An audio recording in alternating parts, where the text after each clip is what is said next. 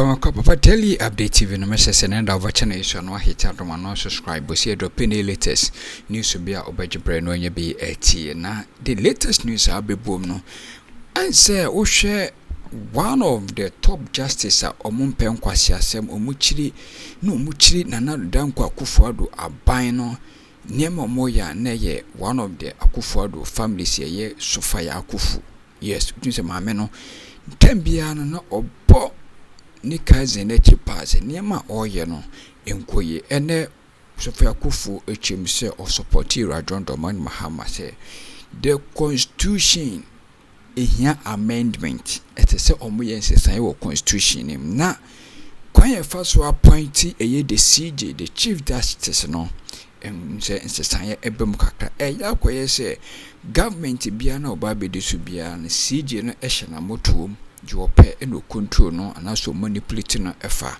na ensam de ekefo ebi egu ho na yemumrem yentie ensam no bia ba de ka ho bia no.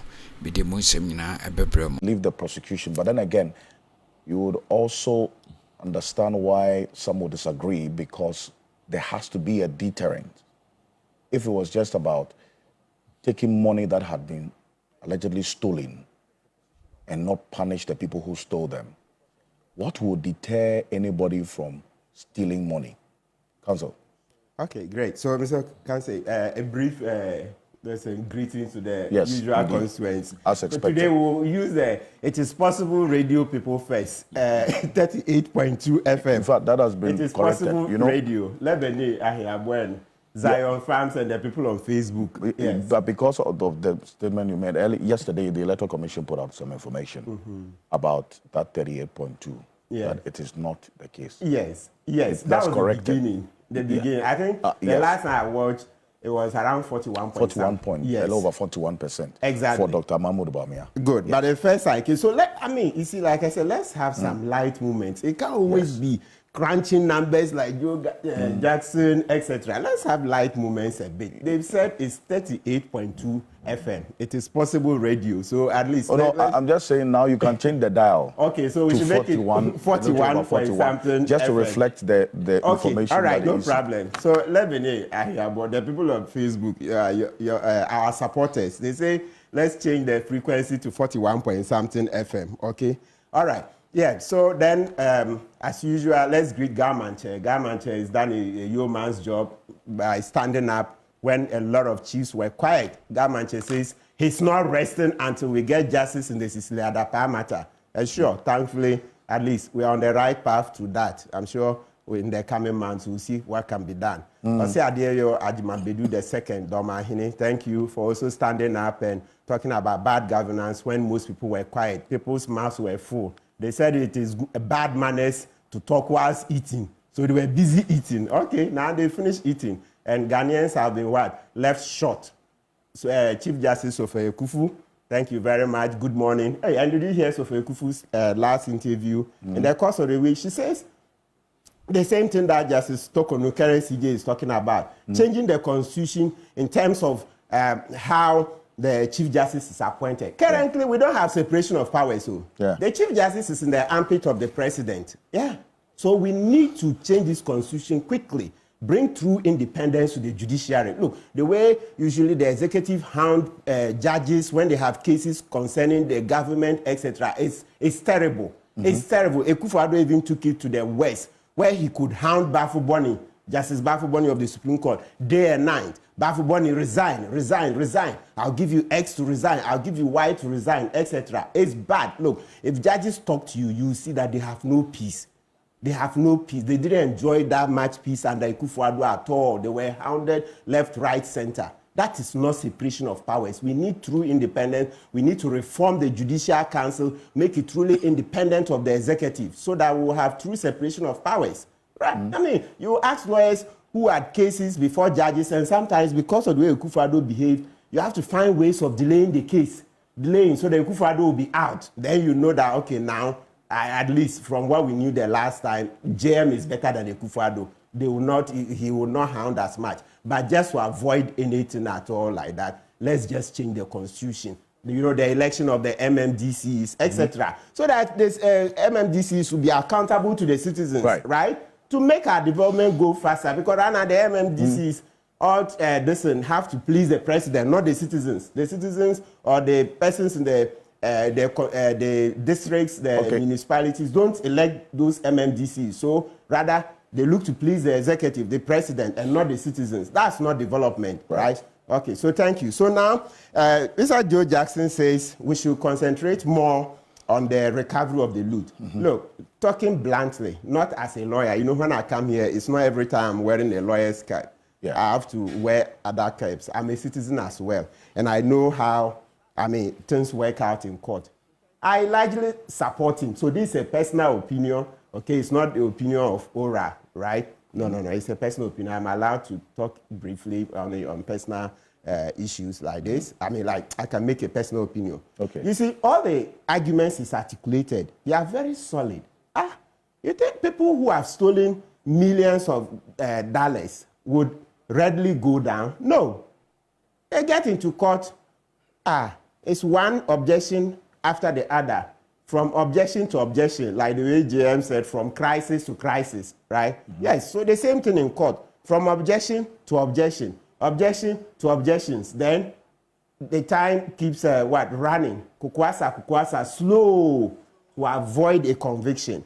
But a lot of these people, if we're negotiating with them quietly, and as I said, Joe Jackson basically said a lot of the things I would have said if you asked me this question. He cited a good example of MBS. MBS is Mohammed bin Salman. That's the Crown Prince of Saudi Arabia. That's what he did. He caught the oligarchs and locked them up in a hotel. Said, look, you are not leaving this hotel until, we have a deal. One by one, he negotiated deals with them. And by the time he was done, he got over $100 billion, right? Well, but how do you negotiate with looters, really? Good. That's what I'm saying. So it's good. That's how we are debating this. Yes. How do you negotiate with looters, really? I understand you. So you are coming from a strict legal standpoint that there should be deterrence, etc. Yes, I appreciate it. But right now, as we're talking, you see, the legal process is long. It's frustrating, right? So if somebody wants to give up the cash quietly, it's not possible. We are talking, okay? As I said, I'm not talking for ORA, okay? I'm a citizen. I was always here before ORA came. If we were to say, oh, don't talk because you're ORA, no, we'll stifle debate, right? So let's look at it. Let's take the example of the venture capital case, Lawyer Lassie and the others. They returned the money. Venture capital, you know, venture capital, yes, a lot of it. I'm not sure they fully paid, but I know some have fully paid. But others I'm not sure of. So, but at least I'm mentioning that case where they returned it. Except that, you see, theirs came with a conviction. And also, number two, there are very few people who accept a conviction. So, with what Joe Jackson is talking about, there's the other method where we can sue in a civil court. We should explore the OSP Act when it says to recover the corruption loot. So we can attempt, let's try the jurisprudence. You see, any lawyer who practices daily in court will tell you that he's not afraid to lose. I'm sure I'm largely in this seat because I tried certain laws in the Supreme Court. Challenge them, and then I won. Even if I had lost, well, that wouldn't have been the matter, but at least would have moved the jurisprudence forward. So I subscribe to the opinion that we should try with the OSP to say that, okay, maybe we can try the civil lawsuits. Okay. Where we see that the evidence for a criminal lawsuit will be difficult to, get a conviction, and also the time spans. So you know that Isimesi has so much money, you know, the unexplained wealth thing. Yeah, so that we'll use it. Let's try something. If we were to lose, you will not lose a lesson in the judgment. Even when you lose a case, you learn some lessons. So I support the one where we will do the civil cases where we want to recover from those people when we don't get the evidence. Mr. Api Akubi is coming here, Honorable Api Akubi. You know, he never disclosed the identity of the businessman who brought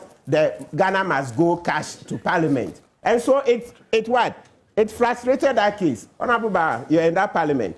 Honorable Api Akubi, who is about taking his seat now, refused to disclose the identity of the businessman. And so what happened? That case is become virtually Yamutu. right? So that's a practical lesson. So what we are saying is that, listen, there's a lot of brinkmanship, right? People who have committed crimes, criminal offenses especially, don't want to go down. And our systems are not strong enough, okay? As I've already mentioned to the judiciary, etc. Akufo will be in there telling Kesi don't prosecute this person, delay this because elections are close, etc. They'll go and see judges, hey, don't do this, don't do that. You see, Akufo who has no shame in telling Bafo Bonny to resign. Can you imagine all the other things he's done to the judiciary? Okay. Right? So the point is that our systems are weak. So there is nothing wrong with exploring the civil angle where we will take money and not proceed with a criminal prosecution. But naturally, it has to be an eclectic approach. When we say eclectic, mosaic approach, so different colors. You cannot say, leave all of them, just do recovery and allow all of them to go. No, in that case, the issue of impunity you've mentioned will fester too much. So you prosecute some, then you negotiate with others. So you go with this and that, mixed approach, mosaic or eclectic. That's the way to go. But let's look at the Saudi example. You see how bin Salman got over 100 billion from the oligarchs by negotiating with them in a hotel. We should be looking at it. And of course, bringing a lot of but law let me reform. ask you this direct question. With the oral preparatory team, have you had anybody come to you with the loot that they have taken away? That, look, you know what, I don't want any trouble, so you take the money quietly. Okay, so you know that from our mandate we are preparatory. So being preparatory, our mandate doesn't involve actual recovery of the loot. That will be in the second stage. Okay. But at least there are examples of people who say they are returning. Do you remember the example of the NIB boss who says, okay, you know, yesterday we went to the Agric Extension land around the NDA, the National Northern Development Authority. This one, NIB, National Investigative Bureau. Bureau. Okay. Former BNI. Yes. The boss. Yeah, he said, you know, because of the advocacy Okujeto was doing on it, and he just called Okujeto and said, listen, at least that's what Honorable Okujeto said. He said, I'm returning my land. I'm no longer interested. Leave me out of this. Yesterday we went to that place. Then, so he's returned the land that... Yes, he says he's no longer interested. NIB boss, Atubra. I know Atubra a bit personally. Yeah, that's what Honorable Okujeto said. That Atubra says he's no longer interested in the land. Yesterday we visited that land. Yesterday we went to that place. We went to Labadi where the Blay brothers have taken the land from the Labadi beach. Then we also went to NDA. NDA too, oh, they are taking their land, selling. Oh, but the CEO says that they haven't encroached on any land. Which one? The Northern Development Authority. Oh, yes, I went there. Oh, I have pictures on my phone. Hey. I saw you. That's why I'm asking you. He says, when you go there, you see fresh walls. In the last 1 week, they were building day and night. They've cut a lot of the land. I know the NDA office in Accra, that's why we did the Constitutional Review Commission sittings, etc. Yeah, they've parceled it. Listen, even at one point, there's no space between the building and the wall. I'm telling you, you can send your cameras there, or you will see. At one part of the building, there is no space between the building and the wall. You will see that, which is against the building code. So I'm like, how can you even sell that? You sell so much and sell illegally. Of course, the whole transaction itself, we see it as illegal. Then they've gone extra, so quadruple illegal. There's no space between the building and the wall. That's against the building code, right? Yes. So that's one example. So we visited the Agric Extension land. We've seen a lot of it. You see the loot, how they were destroying government documents, the buildings. Well, they've parceled it out. But thankfully, since they've not started construction, that's one place that hopefully will be recovering a lot of the loot. Another, so you can see, you know, we get whispers, as I said. So with time, I'm sure when we enter the stage 2, which will be the actual recovery, there will be more people coming up to offer what they've looted. Yes, because the main thing, as you said, we need a reset mind for the reset itself, a reset mindset for the reset itself, so that, you know, if you continue to do the same things, you are not likely to get different results. Is that not what is attributed to Einstein? That it is insanity to do the same things and expect what different results. So let's be looking at this recovery thing. Fortunately, you see, It's in our law. The only problem is that, so if you look, it's in the OSP Act, right? Where you can offer to do a plea bargaining. And also generally, we've brought it into our laws, plea bargaining, right? So you offer that, you do restitution to the state, and then you get a lighter punishment. But the downside of it is that some people don't want a conviction at all. Some people don't want that tag of a conviction. So sometimes if you look at the value of the loot and it's worth it, what is it about a conviction? I know, as a lawyer, I appreciate it. But where, let's say, somebody will bring you $50 million, and that's in the context of the Ghanaian economy, $50 million.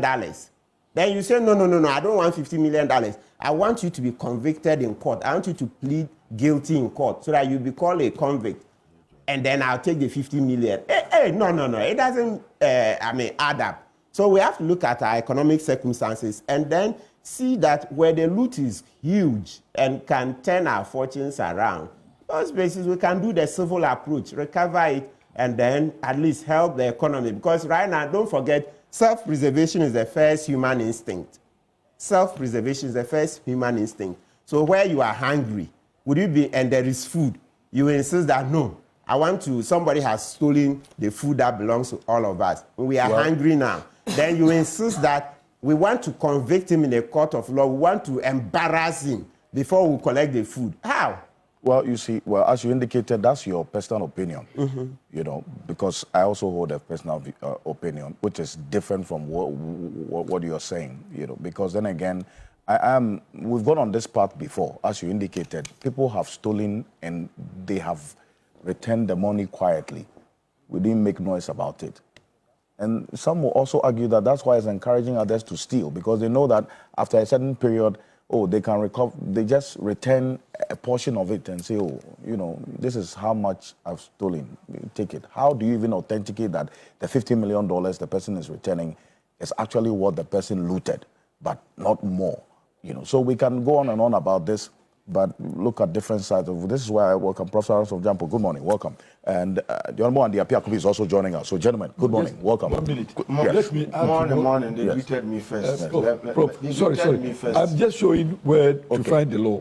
Also, look at Article 41F of our Constitution. 41G. 41F. F says to yes, protect and preserve. Martin was referring to OSP laws, but the Constitution itself gives us a right to go to court to retrieve any loot. Okay. 41F, as part of enjoyment of rights and freedoms and also obligations. And you go there, it says to protect and preserve public property and expose and combat misuse and even waste of public funds and property. I see. So that is the main law that gives us the capacity. All right. Prof, go on. Okay, so thank you. As usual, but this Prof, time let me copy Martin Kpebu a little. First of all, greetings to my mother, Auntie Mabel, and also greetings to. Last weekend, I visited the Sunipa house where I met with my aunties, Auntie Ari and Auntie Dibo, and also Rama Hammond, Joanna and Yaya and all the people. Greetings to you. And then special greetings to Eugene UTAG members. This morning from 11:30 a.m., we are having our get-together. I expect all of you to be there. Come and let's unwind and have fun and prepare ourselves for hard work. And so, UTAG members, Eugene, I'm inviting you all to come to our. Madam Assessor Samuel Jebre Daily Update TV.